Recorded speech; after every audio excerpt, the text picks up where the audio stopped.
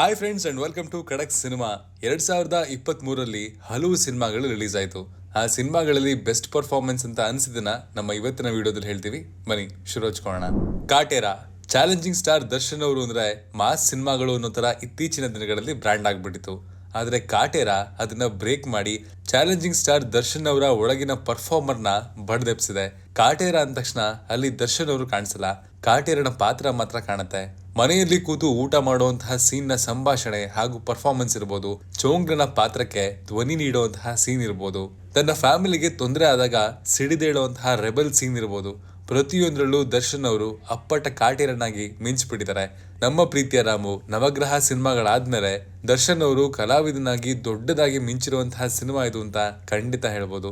ಒಟ್ಟಾರೆ ಕಾಟೇರ ಪಾತ್ರವನ್ನ ದರ್ಶನ್ ರಂತಹ ಸ್ಟಾರ್ ನಟರು ಮಾಡಿರೋದು ಎಲ್ರಿಗೂ ತುಂಬಾನೇ ಖುಷಿ ಕೊಟ್ಟಿದೆ. ಸಪ್ತಸಾಗರದ ಮನು ಪಾತ್ರ ರಕ್ಷಿತ್ ಶೆಟ್ಟಿ ಅವರು ತಮ್ಮ ಕೆರಿಯರ್ ನಲ್ಲಿ ಇದುವರೆಗೂ ಮಾಡದಂತಹ ಪಾತ್ರ ಅಂತ ಹೇಳ್ಬೋದು. ಒಬ್ಬ ನಿಷ್ಕಲ್ಮಶ ಪ್ರೇಮಿಯಾಗಿ, ಒಬ್ಬ ವಿಕ್ಟಿಮ್ ಆಗಿ, ಪ್ರೀತಿಯನ್ನ ಕಳೆದುಕೊಂಡಂತಹ ಭಗ್ನ ಪ್ರೇಮಿಯಾಗಿ, ರೇಜ್ ಇರುವಂತಹ ಪರ್ಸನ್ ಆಗಿ, ಬೇರೆ ಬೇರೆ ರೀತಿಯ ಶೇಡ್ಸ್ ಇರುವಂತಹ ಮನು ಪಾತ್ರವನ್ನ ರಕ್ಷಿತ್ ಶೆಟ್ಟಿ ಅವರು ನಿಜಕ್ಕೂ ತುಂಬಾನೇ ಚೆನ್ನಾಗಿ ನಿಭಾಯಿಸಿದ್ದಾರೆ. 2 ಶೇಡ್ ಇರುವಂತಹ ಪಾತ್ರಕ್ಕೆ ಬೇಕಿರುವಂತಹ ಲುಕ್ಸ್ ಮೇಲೆ ಕೂಡ ಅವರು ಸಿಕ್ಕಾಪಟ್ಟೆ ವರ್ಕ್ ಮಾಡಿರೋದು ಗೊತ್ತಾಗುತ್ತೆ. ಜೈಲಿನಲ್ಲಿ ಸಹಿಸಿಕೊಂಡು ಪ್ರಿಯಾಳನ್ನ ಮೀಟ್ ಮಾಡುವಂತಹ ಸೀನ್ಗಳಲ್ಲಿ, ಜೈಲಿಂದ ಆಚೆ ಬಂದ್ಮೇಲೆ ದೂರದಿಂದ ಅವಳನ್ನ ನೋಡುವಂತಹ ಸೀನ್ಗಳಲ್ಲಿ ರಕ್ಷಿತ್ ಅವರ ಪರ್ಫಾರ್ಮೆನ್ಸ್ ನಿಜಕ್ಕೂ ಮನ ಕರಗುವಂತಿದೆ. ಪ್ರಿಯಾ ಫ್ರಮ್ ಸಪ್ತಸಾಗರ ಈ ವರ್ಷ ರಿಲೀಸ್ ಆದಂತಹ ಸಿನಿಮಾಗಳಲ್ಲಿ ಅತಿ ಹೆಚ್ಚು ಪ್ರೀತಿ ಗಳಿಸಿದಂತಹ ಪಾತ್ರ ಅಂದ್ರೆ ಅದು ಸಪ್ತಸಾಗರದ ಆಚೆ ಎಲ್ಲೋ ಸಿನಿಮಾದ ಪ್ರಿಯಾಳ ಪಾತ್ರ. ರುಕ್ಮಿಣಿ ವಸಂತ್ ಅವರು ಪ್ರಿಯಾಳ ಪಾತ್ರಕ್ಕೆ ನಿಜವಾಗ್ಲೂ ಪರಕಾಯ ಪ್ರವೇಶವನ್ನೇ ಮಾಡಿದ್ದಾರೆ ಅಂತ ಹೇಳಬೇಕು. ಸಿಕ್ಕರೆ ನಮಗೂ ಪ್ರಿಯಾ ತರ ಹುಡುಗಿ ಸಿಗ್ಬೇಕು ಅನ್ನೋದು ಈ ಸಿನಿಮಾ ನೋಡಿದ ಎಷ್ಟೋ ಹುಡುಗರ ಆಸೆ ಆಗಿತ್ತು. ಮನು ಜೈಲಿನಲ್ಲಿದ್ದಾಗ ತನ್ನ ಪ್ರೀತಿಯನ್ನ ಉಳಿಸ್ಕೊಳ್ಳೋದಕ್ಕಾಗಿ ಪ್ರಿಯಾ ಪಡುವಂತಹ ಪಾಡ್ಗಳನ್ನಾಗ್ಲಿ, ಮನು ಜೊತೆ ಇದ್ದಾಗ ಖುಷಿ ಪಡುವಂತಹ ಸನ್ನಿವೇಶಗಳಲ್ಲಾಗ್ಲಿ ರುಕ್ಮಿಣಿ ಅವರು ಅದನ್ನ ಅನುಭವಿಸಿ ಆಕ್ಟ್ ಮಾಡಿದ್ದಾರೆ. ಪ್ರಿಯಾ ಕ್ಯಾರೆಕ್ಟರ್ ಸಿಚುವೇಶನ್ಗೆ ತಕ್ಕ ಹಾಗೆ ತುಂಬಾ ಸಲ ವೇರಿ ಆಗ್ತಾ ಹೋಗುತ್ತೆ. ಅಷ್ಟು ವೇರಿಯೇಷನ್ಸ್ ನ ರುಕ್ಮಿಣಿ ಅವರು ನಿಜವಾಗ್ಲೂ ತುಂಬಾ ನ್ಯಾಚುರಲ್ ಆಗಿ ತೆರೆ ಮೇಲೆ ತಂದಿದ್ದಾರೆ.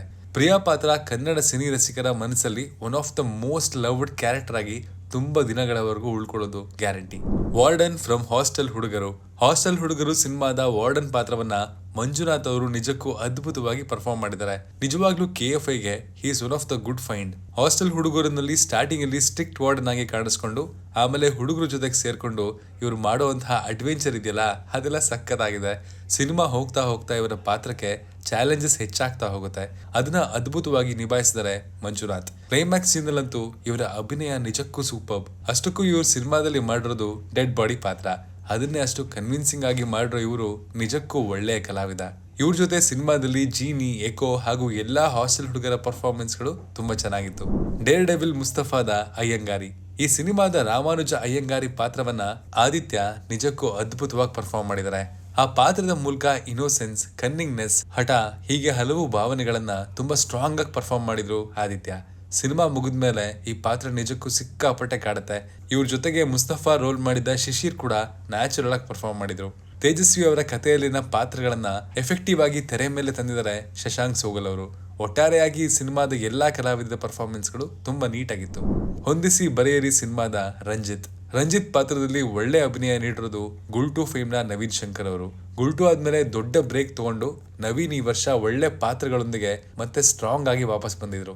ಹೊಂದಿಸಿ ಬರೆಯರಿ ಸಿನಿಮಾದಲ್ಲಿ ನವೀನ್ ಅವರು ಪರ್ಫಾರ್ಮ್ ಮಾಡಿದ ರಂಜಿತ್ ಪಾತ್ರ ಒಂದು ಸೀರಿಯಸ್ ಹಾಗೂ ಮೆಚೂರ್ಡ್ ಪಾತ್ರ.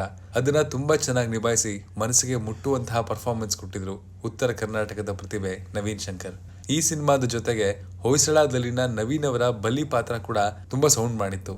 ಟೋಬಿ ಸಿನಿಮಾದ ಜೆನ್ನಿ ರಾಜ್ ಬಿ ಶೆಟ್ಟರ ನಟನೆ ಹಾಗೂ ರಚನೆಯ ಟೋಬಿ ಸಿನಿಮಾದಲ್ಲಿ ಜೆನ್ನಿ ಒಂದು ಪವರ್ಫುಲ್ ಪಾತ್ರ. ರಾಜ್ ಬಿ ಶೆಟ್ಟರ ಸಾಕು ಮಗಳಾಗಿ ಚೈತ್ರಾ ಆಚಾರ್ ಅವರ ಅಭಿನಯ ನಿಜಕ್ಕೂ ಲೀಲಾಜಾಲ. ಕೆಲವು ಎಮೋಷನಲ್ ಸೀಕ್ವೆನ್ಸ್ ಗಳಲ್ಲಂತೂ ಚೈತ್ರ ಅವರು ಮನ ಮುಟ್ಟುವಂತಹ ಪರ್ಫಾರ್ಮೆನ್ಸ್ ಕೊಟ್ಟಿದ್ರು. ಇವರ ಈ ಪರ್ಫಾರ್ಮೆನ್ಸ್ಗೆ ಅವಾರ್ಡ್ಗಳು ಬಂದು ಬರ್ಬೋದು. ನಿಜವಾಗ್ಲೂ ಚೈತ್ರ ಅವರು KFIಗೆ ಒಬ್ಬ ಒಳ್ಳೆಯ ಕಲಾವಿದೆಯಾಗಿ ಉಳ್ಕೊಳ್ಳುವಂತಹ ಎಲ್ಲಾ ಸಾಧ್ಯತೆಗಳು ತುಂಬಾನೇ ಜಾಸ್ತಿ ಇದೆ. ಇವಿಷ್ಟು ಈ ವರ್ಷ ನಮ್ಗನ್ಸಿದಂತಹ KFIನ ಬೆಸ್ಟ್ ಪರ್ಫಾರ್ಮೆನ್ಸ್ಗಳು. ಇನ್ನೂ ಒಂದಷ್ಟು ರೋಲ್ಗಳು, ಪರ್ಫಾರ್ಮೆನ್ಸ್ಗಳು ನಿಮ್ಮ ಗಮನವನ್ನ ಕೂಡ ಸೆಳೆದಿರುತ್ತೆ. ಆ ಥರ ಯಾವ್ದಾದ್ರು ಇದ್ರೆ ನಿಮ್ಮ ಅಭಿಪ್ರಾಯಗಳನ್ನ ಕಮೆಂಟ್ ಮಾಡಿ ತಿಳಿಸಿ. ನಾನು ಸಿಗ್ತೀನಿ ಮುಂದಿನ ಒಳ್ಳೆ ಕಂಟೆಂಟ್ ಅಲ್ಲಿ. ಕಂಟೆಂಟ್ ಬರ್ತಿರೋದು ವಿನೋದ್ ಎನ್ ಕುಮಾರ್, ಮತ್ತೆ ಅದಕ್ಕೆ ಧ್ವನಿಯಾಗಿರೋದು ಮನು. Signing off.